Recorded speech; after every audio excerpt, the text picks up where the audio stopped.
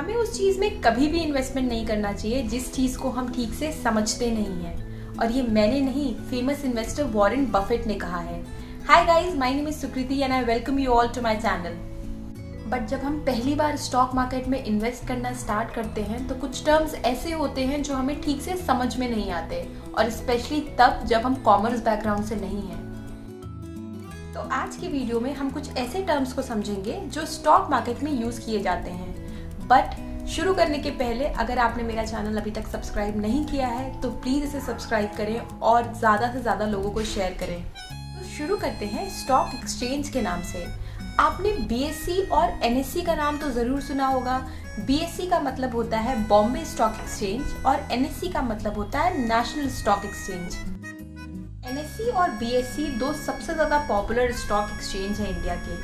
Stock exchange एक ऐसा platform है जहां बायर्स और सेलर्स एक जगह मिलते हैं, जहां स्टॉक्स को बेचा और खरीदा जाता है। स्टॉक एक्सचेंज पे आप उन कंपनीज के शेयर्स को खरीद या बेच सकते हैं जो उस स्टॉक एक्सचेंज पे लिस्टेड हैं।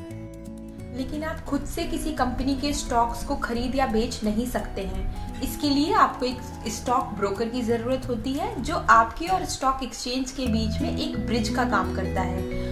और वो स्टॉक ब्रोकरेज कंपनीज जो होती हैं वो आपसे एक छोटा सा ब्रोकरेज चार्ज भी करती हैं।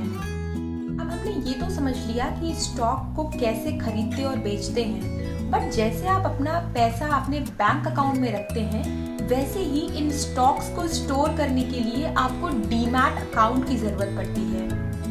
और जैसे डीमैट अकाउंट में आप अपने शेयर्स या स्टॉक्स को स्टोर करते हैं वैसे ही ट्रेडिंग अकाउंट के थ्रू आप इन शेयर्स को खरीदते या बेचते हैं।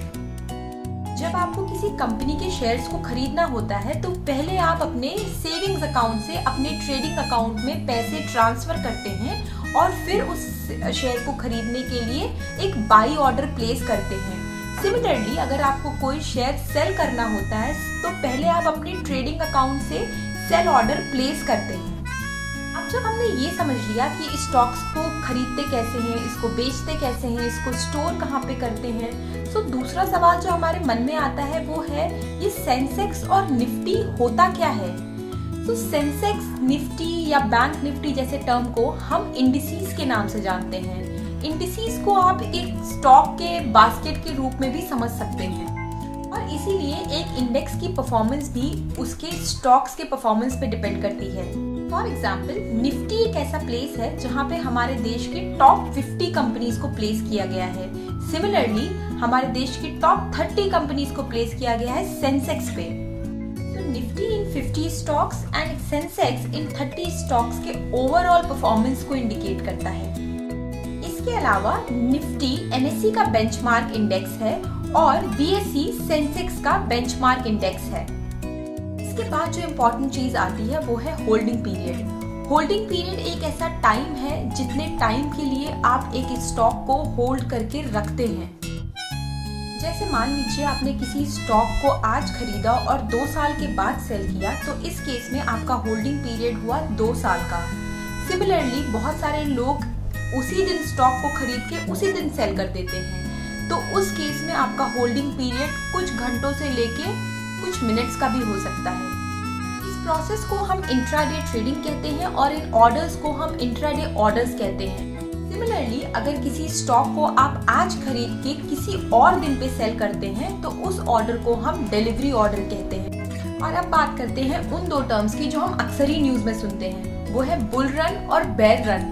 पहले तो मैं भी सोचती थी कि स्टॉक मार्केट में इन जानवरों का क्या काम, पर जब किसी स्टॉक या सिक्योरिटी के लिए बुल वर्ड का यूज किया जाता है तो उसका मतलब ये होता है कि उसका प्राइस या तो बढ़ रहा है या तो फ्यूचर में बढ़ने वाला है। और इसके ऑपोजिट बेयर वर्ड स्टॉक्स या सिक्योरिटीज में प्राइस की गिरावट को दिखाता है। अब जैसा कि हम सब जानते हैं कि स्टॉक मार्केट में रोज लाखों करोड़ों का बिजनेस होता है, और इस पूरे इकोसिस्टम को जो रेगुलेट करता है उसको हम बोलते हैं सेबी। सेबी यानी कि security exchange board of India. SEBI ये इंश्योर करता है कि ये सारी ट्रांजैक्शन एक्टिविटीज पूरी ट्रांसपेरेंसी के साथ हो रही हैं और यहाँ पे किसी भी तरीके का फ्रॉड नहीं हो रहा है। इस टर्म के बारे में आपने कई बार सुना होगा, जो कि नाम से भी काफी क्लियर है, जो है लिक्विडिटी। स्टॉक मार्केट में लिक्विडिटी का मतलब होता है किसी स्टॉक को आप कितने आसानी से खरीद या बेच सकते हैं। कई बार ऐसी भी सिचुएशन आती है कि किसी स्टॉक को आप खरीदना या बेचना चाहते हैं, बट उस समय उस स्टॉक का बायर या सेलर अवेलेबल नहीं है। उस केस में उस स्टॉक को हम लो लिक्विड कहते हैं। और सिमिलरली अगर आप किसी स्टॉक को आसानी से खरीद या बेच सकते हैं तो उसको हाई लिक्विडिटी कहते हैं।